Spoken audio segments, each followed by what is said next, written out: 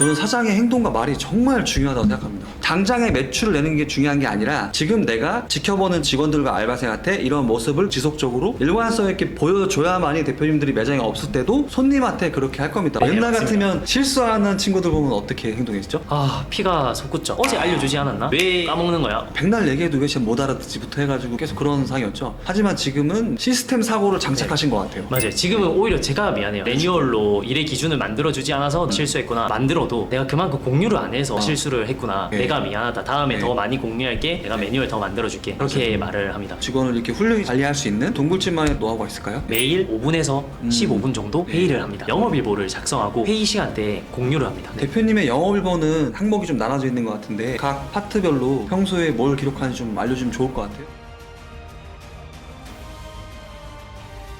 멤버십 안내사항입니다. 정보가운TV 멤버십 회원이 되시려면 구독 후 옆에 가입 버튼을 눌러주세요. 멤버십 회원은 비공개 영상과 프리미엄 자료, 사업 고민 상담을 받아보실 수 있습니다. 우리 매장에서 일을 잘하는 기준을 좀 만들었다라고 하는데 그 일 잘하는 기준을 왜 만들려고 한 거죠? 한 방향이 돼서 동굴집의 목적을 달성하기 위해 총 12가지 만들었습니다. 그 중에서 중요한 거 5개 정도만 얘기해 주시면 좋을 것 같습니다. 이 중에 가장 중요한 게 직급별 해당되는 출근 시간 준수가 가장 중요합니다. 두 번째는 우리 모두가 방향에 맞게 일을 하는 겁니다. 세 번째는 뭐가 있을까요? 모든 의사 결정은 고객에게 도움이 되어 만족 후 재방문하는가 그 기준으로 결정을 하자입니다. 모든 의사결정을 사장이 내가 다 해줄 수는 없는 노릇이니까 대표님이 자리를 비울 때도 있고 바빠서 홀을 덜 신경 쓸 때도 있잖아요. 그럼 홀에서 일하는 매니저나 점장이나 다른 분들이 고객을 응대를 해야 되는데 어떻게 내가 얘기를 이 손님한테 했을 때 만족해서 다음번에도 올 수 있는가 이런 거죠. 다른 사례가 또 있을까요? 한 번은 고객님이 딸기 바구니를 들고 오셨어요. 그 딸기 바구니를 보고 고객님 혹시 여기서 드실 건가요? 드실 거라면 제가 씻어서 오. 가져다 드리겠다. 대표님도 내가 한 행동이나 말 때문에 만족해서 재방문할까를 기준으로 한번 얘기를 하신 거죠. 그런 것들을 직원들한테 공유도 하시나요? 그 자리에 나중에 딸기 씻어달라고 요청하면 한 직원이 그냥 주지 않고 딸기 그 뒷부분을 잘라가지고 고객님한테 드렸더니 고객님이 매우 만족을 하시더라고요. 그리고 나가실 때 고객님이 먼저 저희한테 감사합니다 하고 퇴장을 하셨어요. 더 중요한 건 그 이후의 여파라고 보거든요. 그 행동을 지켜본 직원, 나랑 같이 네. 행동해준 그 직원을 또 지켜본 다른 직원과 알바생들이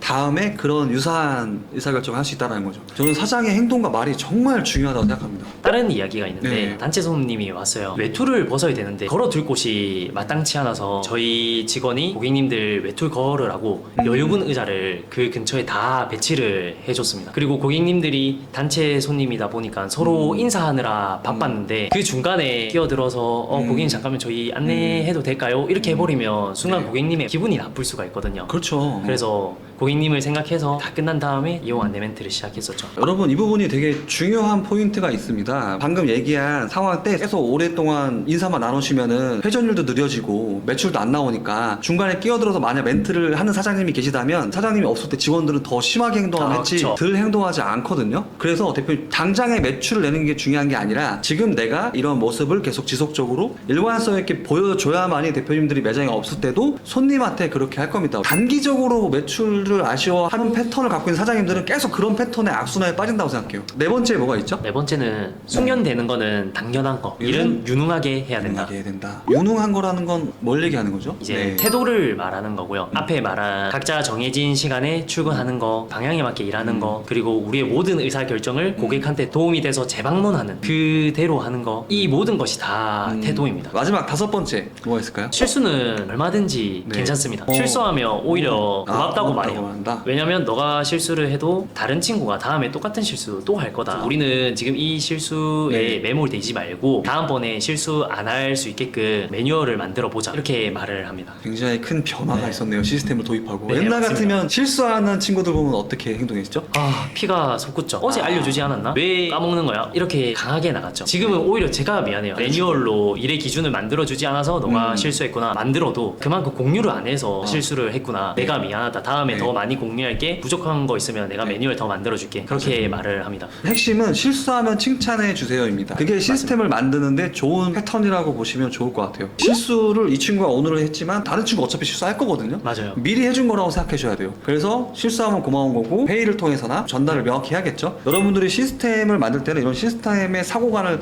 갖고 있는 게 되게 좋습니다. 이렇게 동굴집의 일 잘하는 기준을 여러분들께 좀 알려드렸던 것 같고요. 여러분들도 여러분들 매장만의 일 잘하는 기준을 만드는 게 중요한 것 같습니다. 왜냐면 기준이 없으면 어떻게 하는 게 그럼 도대체 일을 잘하는 거고 어떻게 하는 게 내가 이 일을 못하는 거고 알 수가 없잖아요. 직원들이 혼란이 옵니다. 기준이 있어야지 어떻게 해야 일을 잘하는 거구나 라는 걸 명확히 알 수가 있는 거죠.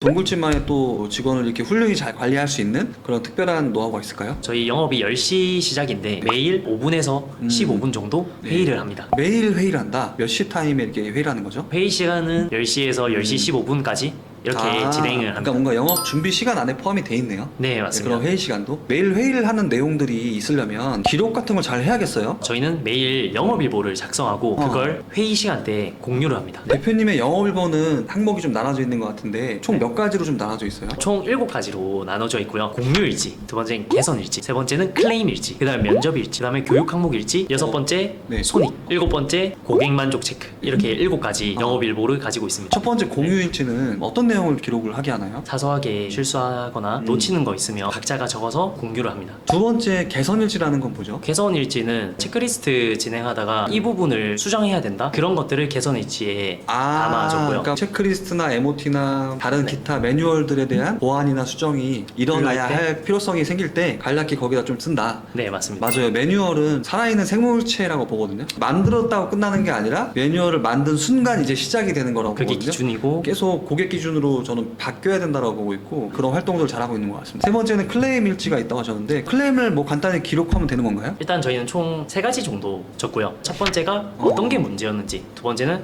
상황을 어떻게 정리했는지, 세 번째는 앞으로 이 클레임이 발생하지 않기 위해 어떻게 개선할 것인지. 그럼 그 클레임 일지에 그런 게 적혀져 있는 건가요? 네, 그렇게 아. 3가지 항목이 다 적혀져 있습니다. 적혀져 있고 이제 그 답변을 이렇게 적는 거네요. 네 번째는 면접일지라고 하셨는데 면접일지도 정해진 양식들이 있나 보죠? 네, 양식이 정해져 있고 누가 면접을 봤는지, 면접자 이름, 기본 정보, 그리고 마지막에 태도가 어땠는지 상중하로 체크를 합니다. 태도가 어땠는지. 다섯 번째 교육 항목일지라는 게 있는데 어떤 걸 얘기하는 거죠? 파트타이머들이 배워야 될 모든 그러니까 항목을 입사했을 다, 때? 네, 입사했을 때 입사했을 신규 때 입사자가 뭐부터 알려줘야 되는지? 네, 맞아요. 그걸 이제 순번별로 그냥 정리한 거네요? 네, 맞습니다. 이게 꼭 필요한 게 뭐냐면 새로 신규 입사자가 왔을 때 A 직원이 한 10개를 알려줬어요. 이제 그 다음 날에 B 직원이 똑같이 신규 입사자 알려줘야 되는데 어제 뭐 배웠는지 서로 공유가 안 되다 보니까 신규 입사자도 뭘 배웠는지 모르고 B 직원도 뭘 알려줘야 되는지도 모르고 이런 소통의 부재와 비효율적인 부분을 개선하고자 모든 항목에다 체크하는 식으로 만들었습니다. 여섯 번째는 손익일지입니다. 그날에 있었던 매출을 적고 재료비가 몇 퍼센트 됐는지 인건비가 몇 퍼센트 됐는지 이제 매일매일 적습니다.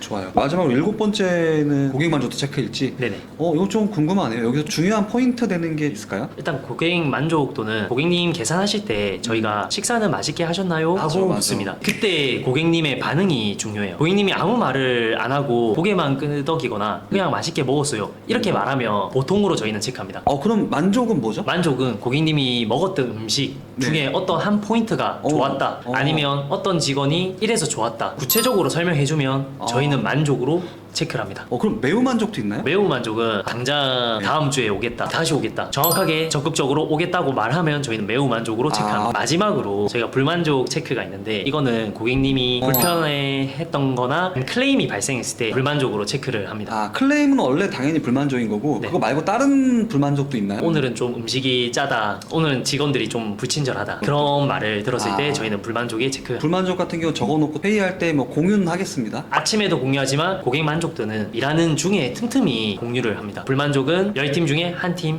있었습니다. 보통은 한 6팀 있었고요. 만족은 3팀 있었습니다. 이렇게 저희들끼리 과정을 공유를 합니다. 지금 동굴집 대표님이 직원분들과 알바생들과 함께 고객분들을 만족시키기 위해서 노력을 많이 하는 것 같습니다. 왜냐하면 나 혼자 모든 고객을 다 상대할 수도 없는 노릇이고 직원들, 알바생들과 같이 만족도를 올려나가는 작업이잖아요. 그렇다고 하더라도 모두를 만족시킬 수는 없을 것 같아요. 최대한 맞아요. 그냥 남들보다 내가 좀 더 경쟁력 있게 유지하고 싶다라는 거겠죠?